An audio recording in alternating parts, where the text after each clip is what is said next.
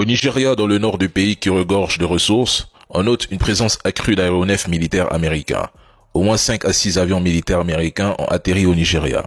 Selon le quartier général de la défense nigériane, près de 100 soldats américains auraient rejoint le pays entre jeudi et dimanche dans le cadre d'un premier déploiement, tandis que d'autres arrivées sont prévues dans les semaines à venir. Ils se positionnent dans une zone riche en ressources où les mines nigérianes, riches en or et en lithium, échappent largement au contrôle de l'État. Nombre d'entre elles, particulièrement dans les États du centre-nord et du nord-ouest, sont tombées sous l'emprise d'une extraction artisanale clandestine massive, alimentée par des réseaux criminels locaux et par des acteurs étrangers.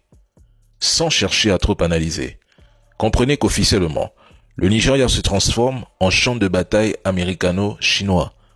Washington cherche à maintenir son influence, tandis que la Chine cherche à étendre la sienne. Les États-Unis utilisent la religion et les droits de l'homme comme prétexte pour intervenir au Nigeria. Toutes ces positions sont des tentatives de maintenir la domination en Afrique à partir de diverses sphères d'influence.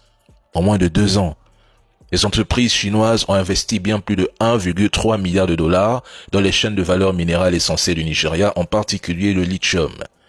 Une incursion militaire américaine ou l'instabilité qui en résulterait mettrait en danger ses lignes d'approvisionnement en ressources et ses engagements financiers.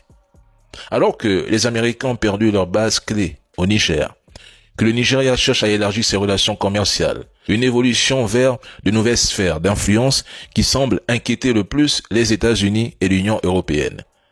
La violence des groupes armés augmente et les États-Unis annoncent vouloir soutenir le Nigeria en déployant 200 militaires dans des zones riches en ressources.